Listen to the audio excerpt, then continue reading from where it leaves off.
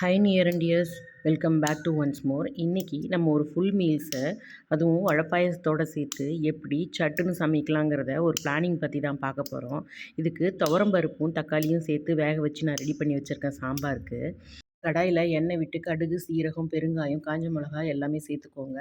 இது கொஞ்சம் பொரிஞ்சதும் வெங்காயம், கருவேப்பிலை சேர்த்து நல்லா வதக்கி எடுத்துக்கோங்க. இது கூட நம்ம வேக வச்சுருக்க பருப்பு, தக்காளி கலவையை சேர்த்து மஞ்சள் தூள் 1/2 டீஸ்பூன், மிளகாய் தூள் உங்கள் காரத்துக்கு தகுந்த மாதிரி சேர்த்துக்கோங்க. உப்பு சேர்த்து நல்லா கலந்து விட்டுடுங்க.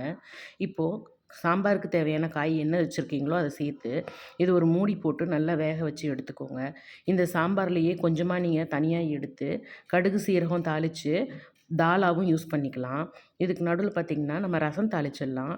ஒரு பேனில் கொஞ்சமாக எண்ணெய் விட்டு கடுகு, காஞ்ச மிளகா, பெருங்காயம் எல்லாம் தாளிச்சிட்டு ஒரு கிண்ணத்தில் புளி, தக்காளி, கருவேப்பிலை, கொத்தமல்லி, மிளகு, சீரக பொடி, தனியா பொடி எல்லாம் சேர்த்து நல்லா மிக்ஸ் பண்ணி எடுத்துருக்கேன் நான். இப்போது அந்த கலவையை இது கூட சேர்த்து ரசம் நல்லா கொதித்து வந்ததும் ஒரு கிண்ணத்தில் மாற்றி வச்சுக்கோங்க. இப்போ ரசம் ரெடி. நம்ம சாம்பாருக்கு வேக வச்ச பருப்புலேயே ஒரு குழிக்கரண்டி அளவுக்கு இந்த ரசத்தில் சேர்த்துட்டோம் அப்படின்னா நம்மளுக்கு ரசம், பருப்பு ரசம் ரெடி ஆகிடும். இப்போது காய் நல்லா வெந்துடுச்சு சாம்பாருக்கு. இதுக்கு ஒரு நெல்லிக்காய் அளவுக்கு புளியை 1/2 கப் தண்ணியில் சேர்த்து நல்லா கரைச்சி அதையும் இது கூட சேர்த்து ஒரு 5 நிமிஷம் நல்லா வேக விட்டுருங்க. இப்போது நல்லா 5 நிமிஷம் கொதிச்சிடுச்சு, சாம்பார் ரெடி ஆகிடுச்சு. இப்போது சாம்பாரை நல்லா கலந்து கொடுத்துட்டு இதுக்கு தேவையான அளவுக்கு கொத்தமல்லி தூவி இது ஒரு பேனுக்கு மாற்றி ரெடி பண்ணி வச்சுக்கோங்க. இப்போது பயத்தம்பருப்பு பாயசம் செய்ய போகிறோம். இதுக்கு 1/2 கப் தினையும் 1/2 கப் பயத்தம்பருப்பும் சேர்த்து நல்லா கழுவிட்டு இதை குக்கரில் வேகிறதுக்காக விடுறேன். ஒரு விசில் 10 நிமிஷம் வேக வச்சு எடுத்துக்கோங்க.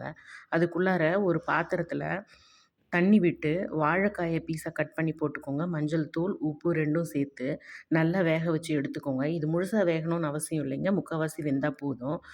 ரொம்ப வெந்துடுச்சுன்னா ஒரு மாதிரி குழ குழன்னு இருக்கும்.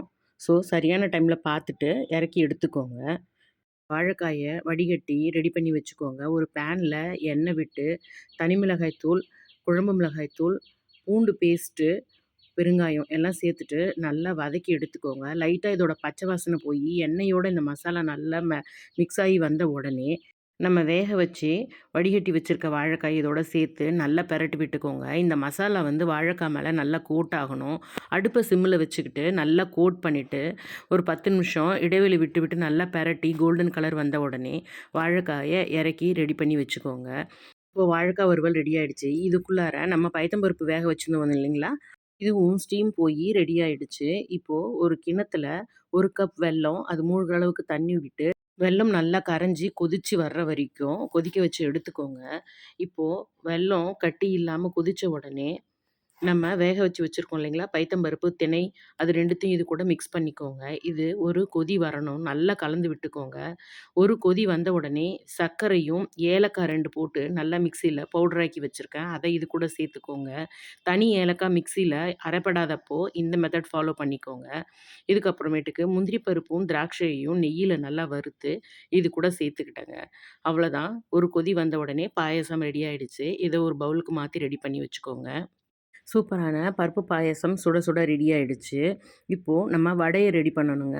இதுக்கு 1 கப் உளுத்தம்பருப்பு நல்லா ஊற வச்சு எடுத்திருக்கேன். இதை மிக்ஸி ஜாரில் சேர்த்துட்டு இதுக்கு தேவையான காரத்துக்கு பச்சை மிளகா ஒரு 3 பச்சை மிளகா சேர்த்துருக்கேன், கருவேப்பிலை, சீரகம் 1 டீஸ்பூன் இதை சேர்த்து உப்பு தேவையான அளவு சேர்த்துக்கோங்க.